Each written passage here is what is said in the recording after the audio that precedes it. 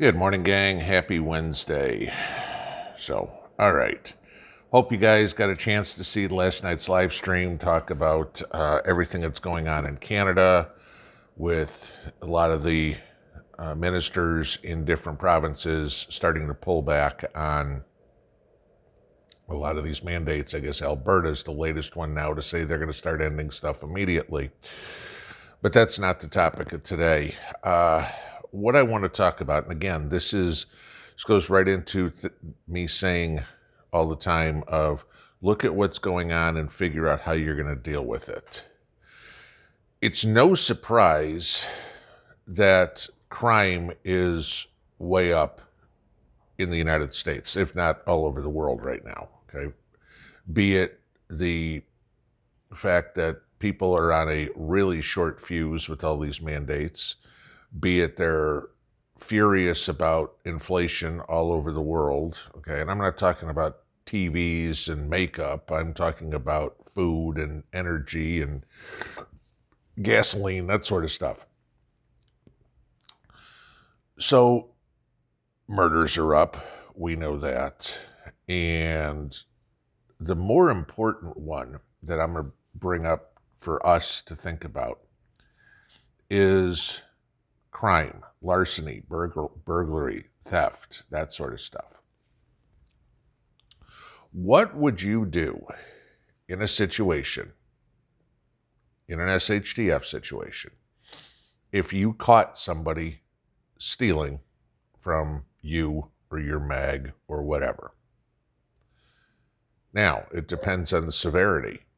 You catch somebody out trying to rustle one of your cows or steal a pig, steal a chicken, whatever it would be. Okay. Don't know what you do. You catch somebody trying to go into your garden in the middle of the night and pick tomatoes. What are you going to do? But then you also get into some of the more serious crimes. What are you going to do if somebody tries to kidnap, say, your daughter for ransom? Give me your daughter back, or I will give you your daughter back if you give us a cow, or something like that. What will you do? How are you protecting yourself, your family, your mag from the criminal element? They are going to be out there, and it is going to be a lot more people in the criminal element than just now. And don't anybody say, gee, I live out in the country, people are too far away from me, it'll never happen here. You're exactly where it's going to happen, because you're the one who has the food, the fuel, and anybody with two brain cells knows it. They're not worried about trying to steal something from the high-rise apartment in the local big city. They're going, there's a place where all the livestock is. There's a place where there's land and people have gardens. I mean, the majority of people in this world know the food comes from the rural areas. Leaving AOC out of this, okay, because obviously food doesn't come from the grocery store. But, they don't make meat in the back room yet. But what are you going to do when something like that happens? What are you going to do when some meth-crazed, stoned out of his mind marauder comes in the middle of the night to wreak nine kinds of hell? There's going to be different levels of crime we're going to have to face. And trust me, you are going to face it. There's going to be desperate groups of people that get together and rape, pillage, and burn. That is going to be their mantra. There's no question. And I'm not talking about sitting out on the front porch, with your corncob pipe and your shotgun in hand, looking like, Ma and Pa Kettle out there trying to defend the homestead. What if it's somebody in your mag? Eventually we're going to get to a point where we're all going to have to ration food. There's no, in a long-term SHTF situation, we are all going to have to ration food. Eventually you're going to run out of potatoes. You're going to run out of eggs, whatever it would be. There's more mouths to feed than there is food. How are you going to ration it?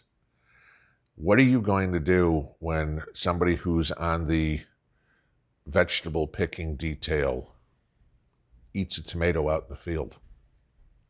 What are you going to do when somebody on the foraging detail finds a blackberry bush and stuffs their face with blackberries rather than put it in the basket for everybody? These are real problems that we're going to face, guys, that nobody thinks about. Even as preppers, a lot of us live in a little bubble and go, oh, the world can collapse. I'll be fine on my little 1, 2, 3 acres, whatever would be 10, 20, 50, 100. I don't care how much you got. I'll be fine. Nobody's going to bother me here. No, you're a target, because the first time somebody sees a light, food, here's a moo, beeline right towards you. And maybe at first they're polite and go, hey, we're hungry. We haven't had anything in a week. Can we have some milk from the cow or some eggs from the chicken or whatever? And you're going to go, hey, I don't have any extra, blah, blah, blah. And what's going to be running through their mind is extra. We don't have any, period. Okay. So we want some. So they go out down the street, down the road, whatever it was, and make a plan and go, all right, midnight tonight, we're going back in and we're stealing all his chickens. We're killing his cow, doing whatever. It's not unheard of, guys. Ask anybody who's a farmer, who's a rancher, whatever, whoever has been caught, whoever's had a situation happen. You go out and find a cow dead in the middle of the pasture or whatever, and 90% of the cow is wasted because it's been sitting out in the elements for 6-8 hours, rotting, and somebody took off a part of it or whatever it is, and that was it. Now the rest of it's left to the wolves. What are you going to do when somebody in your mag, forbid me for saying this, gets raped and winds up pregnant? Okay? These are serious, serious things that we've got to look at in regards to thinking about what's going on. We all talk about preventative measures. We stock food so we don't starve. We keep weapons so we can fight back. But what do you do after the fact? Okay? Something is going to happen.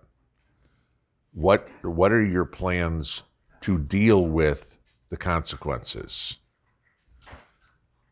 That's the important thing to think about, because we're all going to have consequences to deal with. And shooting from the hip afterwards is going to suck. Pinball out.